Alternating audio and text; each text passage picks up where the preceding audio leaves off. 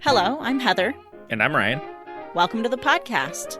It's game night, it's sibling rivalry, it's a walk down memory lane, but most importantly, it's politics free. Guaranteed.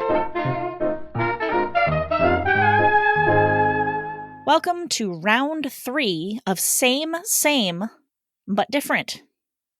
Real quick before we start, if this is not your first episode of Same, but Different, and you don't want to hear the instructions again, skip ahead about a minute and a half to the start of the game. Here's how it works. We have 2 sets of cards, a blue set and a red set. On each of the blue cards is a scenario in which you might say something. And on each of the red cards is another scenario that might be a little more risque. For example, on a blue card, we might have something you can say while buying a car. On a red card, we might have and while hooking up with a stranger. Ryan and I, prior to recording and independently of each other, will come up with as many answers as we can to the combined scenarios. For example, using our cards above, something you can say while buying a car and while hooking up with a stranger, we might come up with the response, Does this come with Loop for Life? Or, I get a discount, right? We will compare notes and see who has come up with the highest number of unique responses, with 1 point awarded for each unique response, meaning the other person didn't also think of it. Whoever comes up with the highest number of unique responses earns the highest number of points and wins the ever-coveted Gloating Rights trophy. Until we play again. Again, the game we're playing is called Same, but Different. It was created by What Do You Meme and is available to purchase at whatdoyoumeme.com. Link in the show notes. They are not a sponsor. And finally, it should be noted that for podcast purposes, we are playing a modified version of the original game. The current running score is Ryan 21, Heather 31. Ryan, are you ready to compare notes? I am ready. Excellent. Here are our first 2 cards. On the blue card, something you can say as a sports commentator. And on the red card, and while lingerie shopping. So altogether, that is something you can say as a sports commentator and while lingerie shopping. What you got, bro? Go! Weak, but I'll allow it. Nothing but net. Okay. Would you say that while lingerie shopping? Sure, if I'm shopping for fishnets. Okay, I'll allow it. Please continue. It's gut check time. Okay, nice. That was a good one. You think you could do a full Nelson in that? Nice. Wow, you're on a roll. What else you got? He's definitely getting a home run tonight. Damn it. All right, I had, forget second base. This will get him all the way home. I think they cancel out. Fair enough. You don't want a tight end there. Oh, I've got a tight end joke as well. All right. He's going to penetrate the O-line. Nice. Very nice. Great snatch. Okay. There we go. That's all I got. How many was that with the 2 that canceled out? Let's see. 1, 2, 3, 4, 5, 6, 7, 8. So 6. All right. 6 for Ryan. All right. Here's what I've got. He's going to dribble those balls. Oh, let me remind everyone, the card combo is something you can say as a sports commentator and while lingerie shopping. Ain't nothing but a slam dunk. Bam.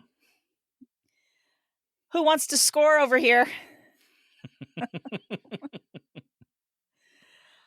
Tonight is going to be wild. Good one. Yeah. Who wants to find the end zone?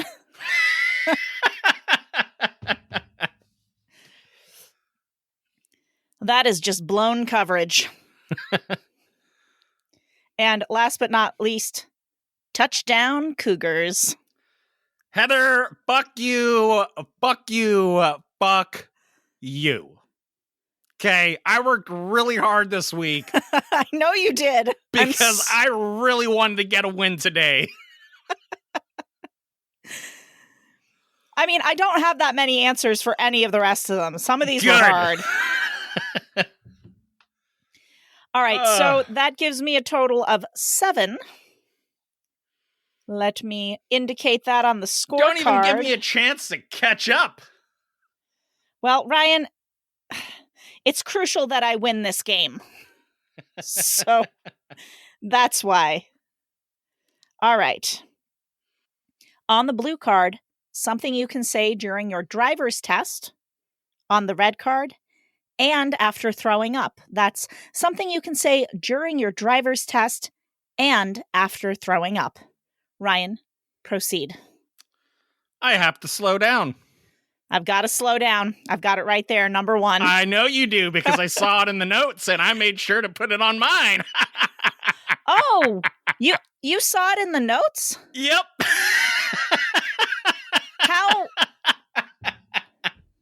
How many? What? How many of my answers appeared in the notes that I uploaded? Just the one. Okay, thank God. We're going to need some traffic cones. Okay. I guess. Heather, if you vomit on the floor, you got to put up cones, redirect Okay. traffic. All right. Okay, fine. I didn't Go on. see the signs. Okay. I don't feel so good. Good one. I should have pumped the brakes. Okay. Didn't see that coming. Wait, so how many is that so far? So 5 if you don't include pumping the brakes and slowing down. Okay, and what else you got? To remind everyone, something. Oh, that's all you got? That's it. Okay. So here are my answers for something you can say during your driver's test and after throwing up. My tummy feels icky, which I guess was kind of the same as your I don't feel well. Yeah, I don't feel so good. Is it? Yeah. And that was a one-way street. Okay. Didn't think there was going to be an avalanche. Okay. Well, I just hope it passes. Excellent. All right, so Ryan, you get 4. Yep. And I get 3, so you actually beat me on one part of this round. Fucking Pat yourself on the back. 3rd card. Ready? Mm-hmm. On the blue card, something you can say at an all-you-can-eat buffet. On the red card, and after getting pushed into a pool.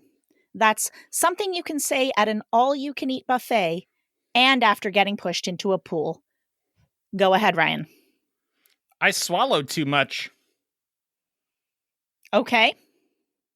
This is awesome. Sure. Help me. Now I have to clean myself up. Okay. My clothes weren't supposed to get this wet. I'm gonna dive right in. I mean, it seems appropriate. Ryan? Yes. That gives you 6 total unique responses. Excellent. Okay, so to remind everybody, something you can say at an all-you-can-eat buffet and after getting pushed into a pool. I'm going to take a break and come back for more. Excellent.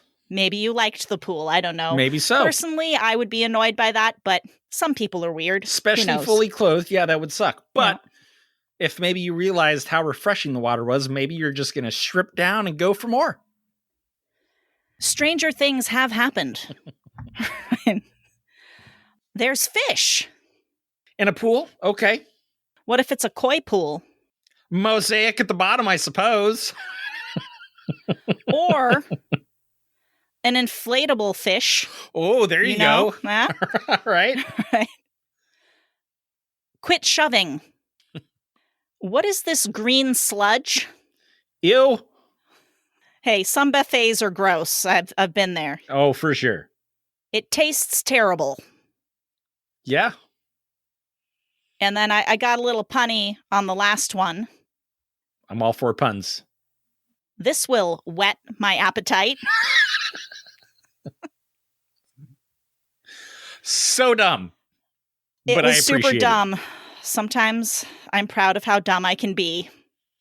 I don't know what I just said. Let's continue. All right. Okay. Fourth set of cards. On the blue card, something you can say while your dad is helping you with math homework. On the red card, and in a love poem. That's something you can say while your dad is helping you with math homework, and in a love poem. Ryan, what you got? Give me a sign. S-I-N-E. Sign. Oh, punny. Mm-hmm. Very punny. Love it. I was supposed to solve for X, but I'm glad I found you. Oh, yours are much cleverer than mine. Excellent. Please continue. This is easy as pie. P-I. Oh my God, that's the most obvious one of all. That's a good one. You've got a significant figure there. Good. Just give me a fraction and I can solve all your problems. Okay. That's the nicest arc length I've ever seen. Right. That's all I got. 6. Oh my God, 6 with the puns. I was trying to do something about a sine and a cosine and like a hypotenuse. Uh-huh. And I was like, I don't remember what those fucking things are. But here's what I got. So it's something you can say while your dad is helping you with math homework, and in a love poem, I deserve the answer. Mm-hmm. My heart aches for the solution. This is a problem most foul. Sounded poetic anyway. It does. Yeah. And finally, 10 roses are red, 6 violets are blue. Nicely done. Thank you. And on we go to our final set of cards. Ryan, Mm-hmm. on the blue card, something you can say to a priest. On the red card, and when you have food poisoning. That's something you can say to a priest, and when you have food poisoning. I need to let my demons out. Brilliant. I look like I need an exorcism. Quite similar, but I'll allow it.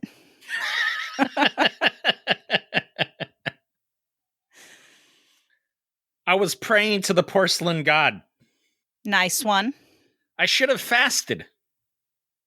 Okay. Forgive me, for I am a glutton. Oh, damn it. I've been a glutton. I have that one. Ah. Right. I feel like pestilence is here. Good. That's all I got. Well, Ryan, that is a whopping 5. Woot! Woot, woot. All right, something you can say to a priest, and when you have food poisoning. Something you can say to a priest, and when you have food poisoning. Jesus, Mary, Mother of God, help me. And just read me my last rites. You've had food poisoning, right? I think we've talked about that. I don't think I have ever had food poisoning. Oh my God, I wouldn't wish it on my worst enemy. It's the most god-awful thing. It's awful. I think I told the story already on the podcast. I was going to say, I feel like I have the stomach of a dog. I can eat some pretty nasty stuff and... Just tell me you don't eat your own shit and I'll let it go. Hey, listen, I vomit on the ground. I don't let that shit go to waste. God, it's gross. This took a turn I was not anticipating. God. When I need a snack, Lord. I go to the kitty litter box. Oh, for the love of God, Ryan. I love you. Crunchy and gooey. You scored. Oh, my good Lord. I took the dog out for her to go to the bathroom before we recorded, and she totally got some old frozen poo that I guess we missed because it's like snowy and cold out. Mhm. And she was gnawing on it. And I was like, no.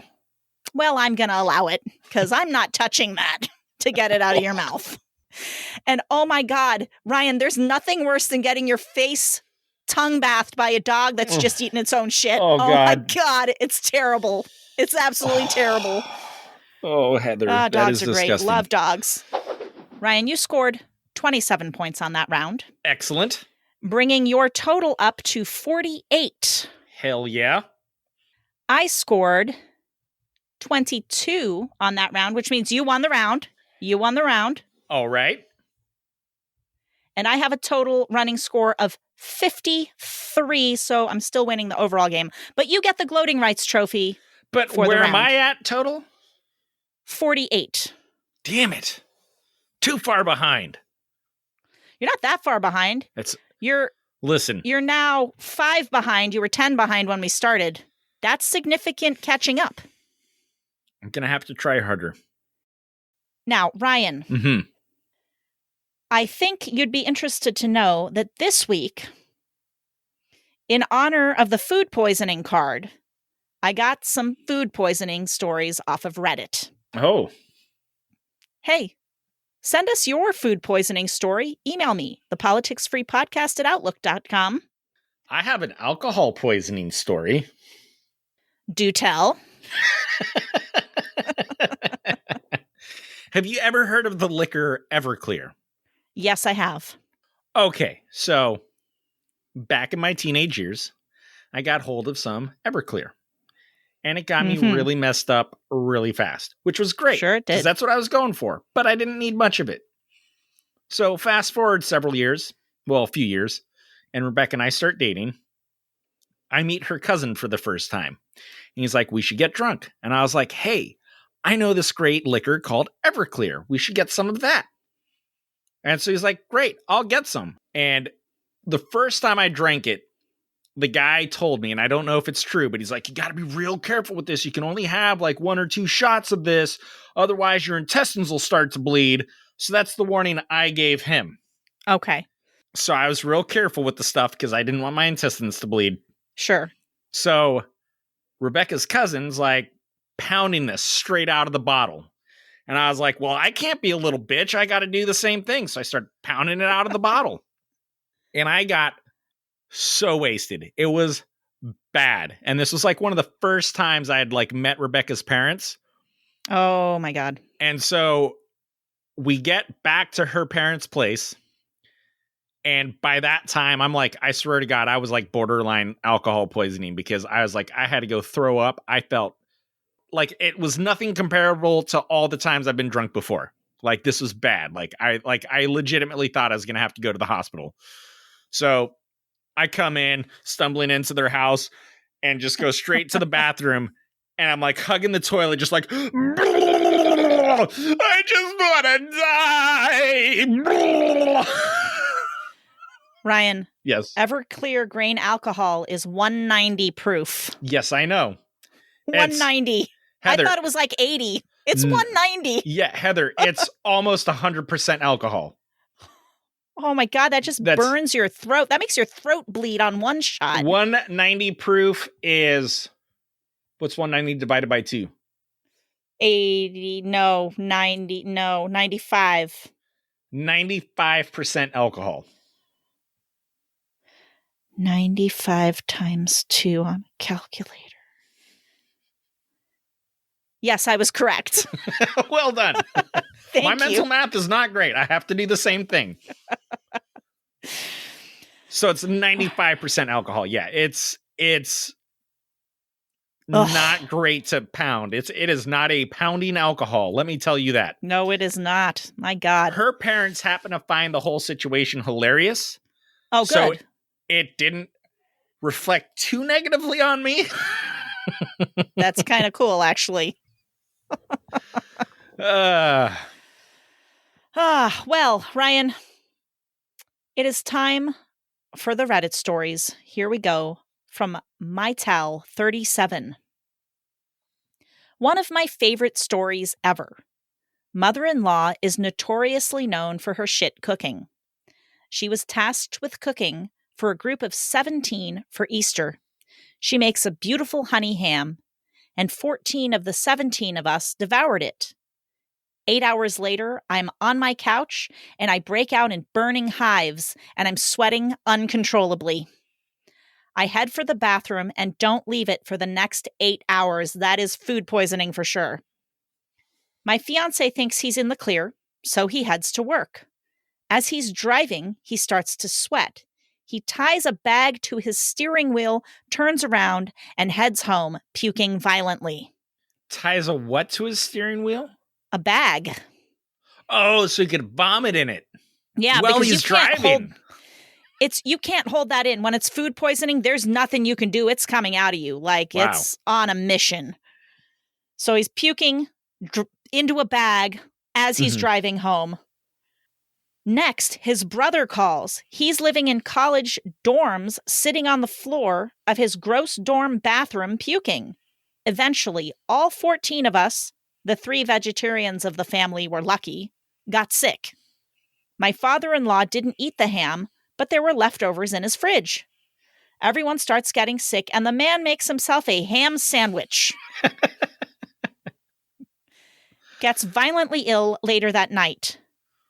The Easter ham is never touched again. I would never let that woman cook a ham again. Forget it. All right, from Lieutenant Lysol. Got food poisoning from Chinese food. Spent all night puking and pooping. At around 4 a.m., I tried to get up from the toilet, but I was so dehydrated I blacked out. My wife woke me up on the bathroom floor. I had my pants around my ankles, and I was in a pool of my own blood. Whoa. When I passed out, I had hit my face on our bathtub, and I broke my nose. Worst of all, it took me like a year to trust Chinese food again. You trusted it again? What is the matter with you? Sir. It's so delicious, though. Oh, it is. You know what? I got sick shortly after I had sushi one time. I'm not sure if that was food poisoning or not, if it was just a coincidence and I had a flu or something, but I've eaten sushi again since. So yeah. I guess you come back to the foods you love eventually, even if they treat you bad sometimes. All right, from Blueberry Trees. This is kind of a long one, but stick with me. I was studying abroad in Ecuador, and on the group's last night there, we all went to a seafood restaurant with one of the locals. I had a tasty dish with a whole crab on top. At the end of the meal, the local convinced me and the coordinator that we should break open the crab's body and eat the gooey stuff inside. Oh, no. It was disgusting. And then he told us it was literal crab shit. Oh.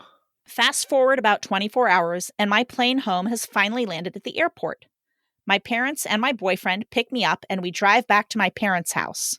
That night, not long after we all went to bed, I woke up with my stomach feeling awful. I had gotten intestinal parasites in my first week in Ecuador, so I was used to stomach pain, and this was up there with the worst of it. I rushed to the bathroom and had some awful diarrhea, and while that was happening, I had to reach over for the trash can and vomit. I then got intensely dizzy and barely had time to clean myself up before I started slowly falling to the ground on the edge of losing consciousness. It's the physically closest to death I think I've ever felt. I managed to pull my pants up before crawling out of the bathroom and into the doorway of my childhood bedroom where my boyfriend and I had been asleep. I called out to him and told him what happened, and he went to get my parents as I tried to stay awake. They got me some medicine and water. I went back to bed, but first told them, I'm bringing boyfriend with me to the bathroom for the rest of the night because I don't want this to happen again. Mm-hmm. I think my boyfriend earned a new level of respect from my dad that night for helping his daughter not pass out and die while explosively shitting. The diarrhea lasted a couple of days, but for almost 2 weeks after, I couldn't eat much of anything without intense stomach aches. It was not a fun couple of weeks. And then I just love this. Too long, didn't read. I ate literal crab shit in Ecuador and then almost died on the toilet. Boyfriend impressed my dad by being my shit sentinel. Heather, have you ever cleaned crab before? No, I remember we went crabbing like one time when we were younger, and it was like so vicious because you have to like, trigger warning for animal lovers, you have to smash the crab's face into something to rip its shell off of its back, like while it's still alive. Yeah, no, that's not how it's done, but... okay, well, that's how we were doing it, and it did not feel good. No, they get boiled alive first. Oh, and okay. Then you smash their face. Okay. No, I'm just kidding. Just No, it's... so we went fishing and crabbing a couple years back. Mm. And we ended up with like the maximum amount of crab you can get for your daily fishing license, right? Mm-hmm. And so I was like, cool, like we're gonna have fresh crab. I love fresh crab. Never cleaned it before. It's always been cleaned and prepared for me. So you're just like breaking it out of the shells to eat the meat, right? And so we get home and I start cleaning the crab, and it is the nastiest smelling thing that I had to go outside in the middle of summer to do this, right? And I swear to God, with that first crab, there were flies on me like almost instantly. They were buzzing all around, and I'm like sitting there trying to keep the meat covered and like just trying to power through it using the hose. You got to wash out all the crap and stuff that's in there. And I got through like 5 of those crabs. I'm like, that's it. This is too tedious. It's not even worth it for the meat. And I went on the next door app and I was like, hey, got some fresh crab. It's free. All yours. First come, first serve. And like my next door app blew up. Like I was just getting message after message for this crab. And so some lady finally showed up and took all the crab off my hand. But I was like, she got like 10 fresh crab for free. Nice, because that's expensive stuff. Yeah. Yeah, no, it's like crabs are like the pomegranate of seafood. Like, it's just not worth it. All right, from a Supo. Believe it or not, iced tea. Turns out it was 2 months past expiration. Tasted fine, but I became so violently ill that I wished for the sweet release of death. That's about how it feels, I'm not going to lie. And finally, from Cody J. About 14 years ago, I was dating this girl. I had just gotten to her house, which was about a 90-minute drive from my house. I went to her kitchen and got a glass of water. I had just finished a pint when she said that there was a problem with the water supply. Apparently, there was some dead cattle found in the reservoir. Oh, no. I know. So initially, I thought I was fine, but the next day, I was never so sick in my entire life. I was literally pissing out of my ass for the entire day, and it was really painful. It was so bad, I thought we should bottle the water and call it revenge. Not a bad idea. Good Lord.